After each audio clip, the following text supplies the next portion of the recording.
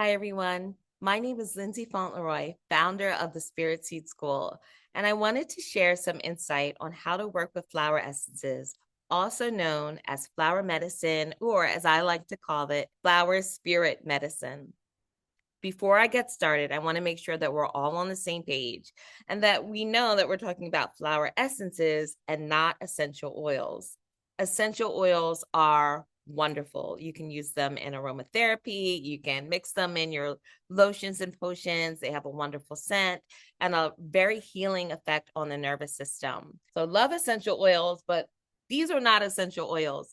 Flower essences are a form of plant medicine that involves working with the spirit and the intention of plant medicine. And so it really brings us back into ancestral ways of understanding the symbiotic relationship between human consciousness and plant consciousness. So, flower essences work more specifically on our thoughts, our limiting beliefs, our emotional states, more so than they do on our etheric body. I think of flower essences as a psychological and spiritual medicine, which is why when we're working with them, we really have to heighten our sensitivity to really be able to begin to process and unpack the very subtle but quite powerful way that flower essences facilitate shifts in our lives. So, the first thing that I want to recommend that you do when working with any flower essence remedy is to really develop a mindfulness practice. That's going to look different for each of us. For some of us, our mindfulness practice is meditation.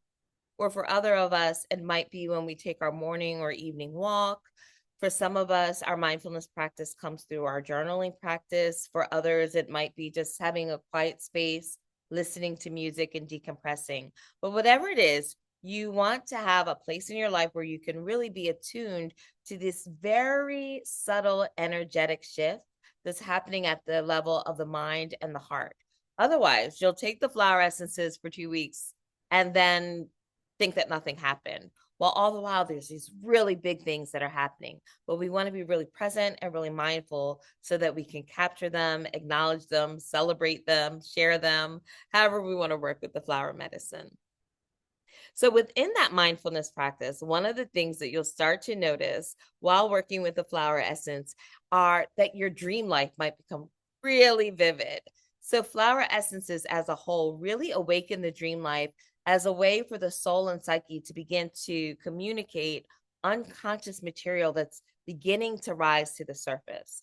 So, in addition to your regular daily journal, you may also want to have a dream journal where you can either write, sketch, draw, or my personal favorite, audio record your dreams so that you can start beginning to develop a relationship with the symbols of the psyche.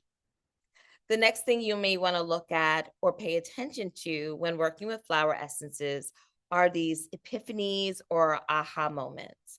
So remember, flower essences are awakening subconscious material, but they're also allowing higher truths, higher intelligence, higher affirmations from the consciousness of the plants that you're working with to enter into our psychological system.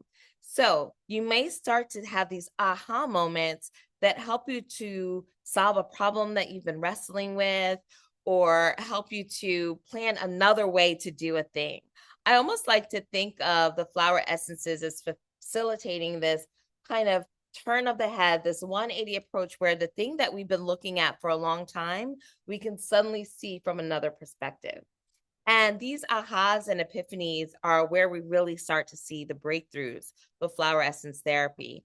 I've had some patients that have been in therapy for years, and they'll tell me that they had more insight into, say, a childhood wound or circumstance within one cycle of working of flower medicine than they had in the years of therapy. So there's this very subtle and profound way that the flower essences speak to us. And I like to think about it as a whisper and not a drill sergeant. So if we're not mindful, we might miss this subtle influence, this subtle encouragement, this subtle suggestion that comes from the flower medicine.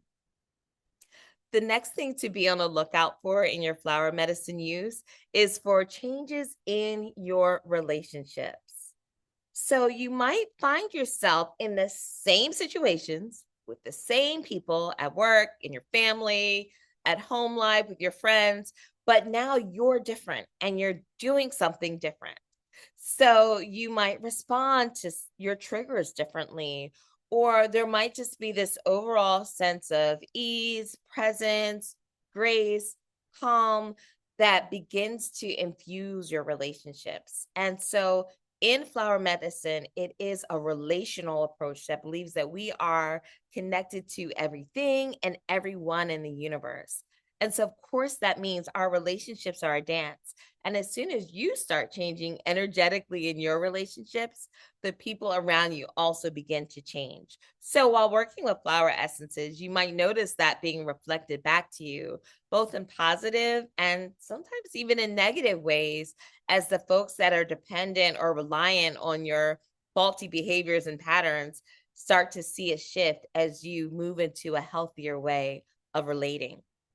And finally, the last thing to look out for in your use with flower essences are what we call coincidences and synchronicity. That means being in the right place at the exact right time in ways that you could not have planned by just your logical mind alone.